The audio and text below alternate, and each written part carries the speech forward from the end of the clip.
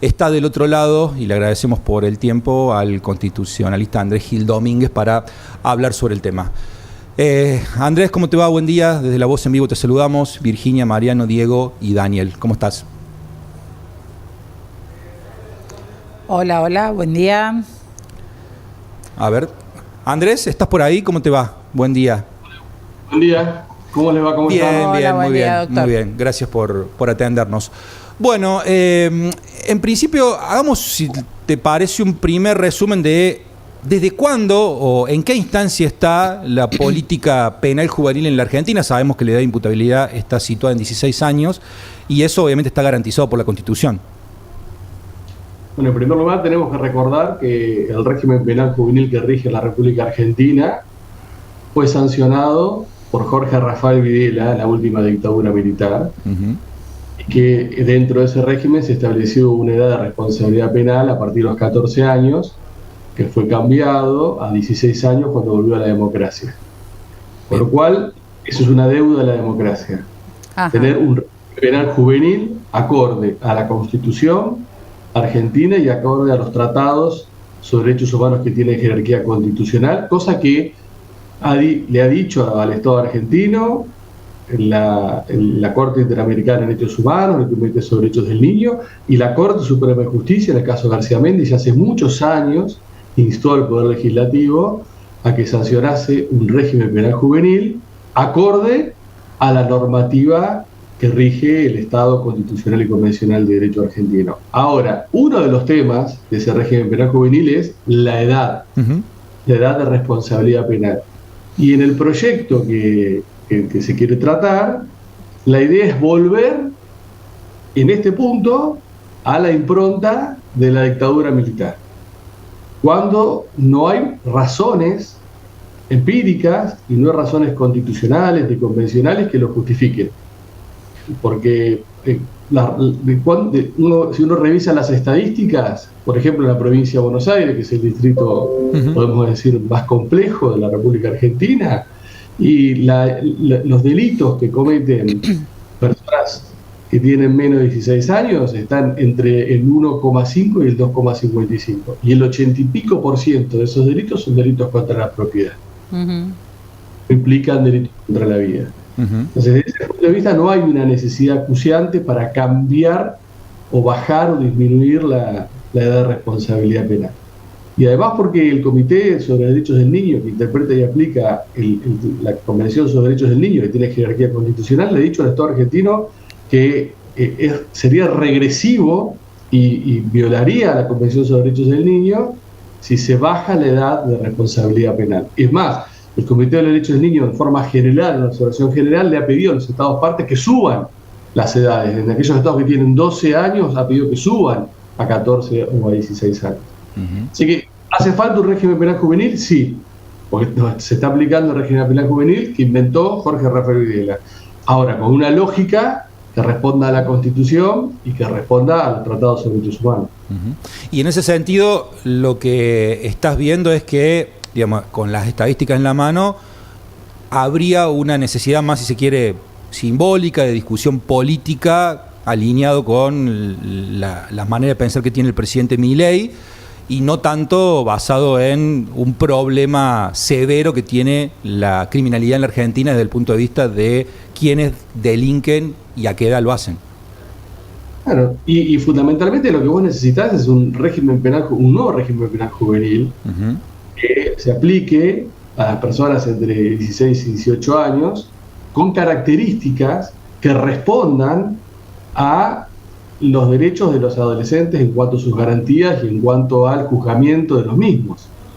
Y además, en esta discusión, en donde se quiere bajar a 14 años la edad de responsabilidad penal, queda un vacío enorme. ¿Qué pasa con los niños y adolescentes hasta 14 años que entran en conflicto con la ley penal? Ahí no hay ningún tipo de discusión. Parecería que se aplicaría a la ley de protección integral del niño y adolescente, pero ¿qué pasa? Pues supongamos que los cráneos la bajan a 14 años. Bueno, ¿qué pasaría? A 13 es el proyecto en realidad. El proyecto es 13, pero supuestamente el consenso para que salga es 14 años. Bien. Supuestamente eso fue en comisión, supuestamente como para acordar con algunos sectores, si iba a poner 14. Pero vamos a poner que sea 13 años, ¿no? Vamos a poner 13 años. Que se sancione en definitiva y sería algo más regresivo de lo que estableció Jorge Rafael Videla durante la dictadura. ¿Qué pasa con el segmento anterior a los 13 años? No hay ningún tipo de respuestas. Y además en este proyecto se establece que los adolescentes que cometan delitos o que sean investigados por la eventual comisión de delitos entre 3 y 10 años va a depender, para los efectos de lo que sería prisión preventiva o prisión efectiva o penas alternativas a la prisión, va a depender la discrecionalidad de un fiscal y de la discrecionalidad de un juez. Cuando entre una pena de 3 y 10 años, los bienes jurídicos que se afectan son totalmente distintos. Y a su vez esto va a demandar, supuestamente, una derogación por parte del Estado federal y una derogación por parte de los Estados provinciales para poder poner en marcha todo este esquema en donde no hay recursos para las personas con discapacidad y para los niños con cardiopatías, y sí hay recursos para montar todo un aparato de represión de jóvenes que están en conflicto.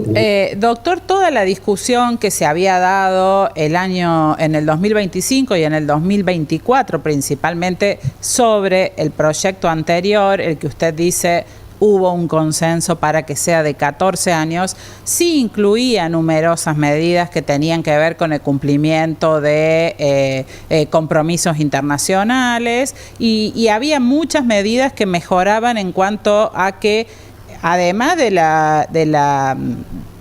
hacer penalmente responsable al menor, hacía responsable al Estado por el tratamiento de ese menor.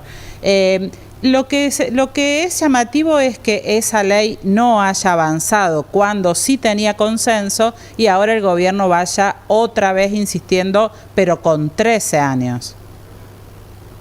Bueno, porque me parece que nosotros estamos viviendo hoy una forma de ejercicio del poder totalmente autocrática, en donde el derecho se construye por la voluntad de este gobierno y donde lo que dice la Constitución, lo que dicen los tratados de derechos humanos, lo que dicen evidencias empíricas que pueden sostener una decisión del gobierno, no le interesa a nadie.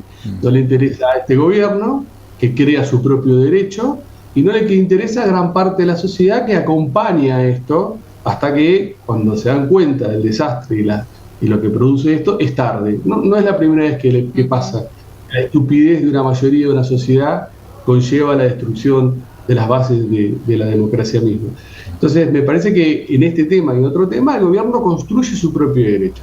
No le importa, podemos estar hablando ahora de lo que diga la Constitución, lo que diga los tratados de derechos humanos, lo que ha dicho la Corte Interamericana, las estadísticas, no le interesa.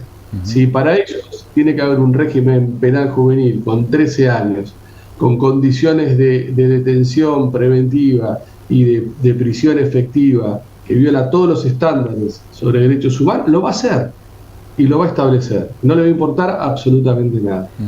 Exceptuando el tema sensible que es el límite donde se va a establecer si va a ser 13, 14 años o lo que fuera, cuando usted comenta que lo que necesita en realidad la legislación argentina es avanzar en cuanto a el sistema, digamos, de protección de todos los menores que cometen delito y cómo se van a ser contenidos y van a ser reinsertos a la sociedad.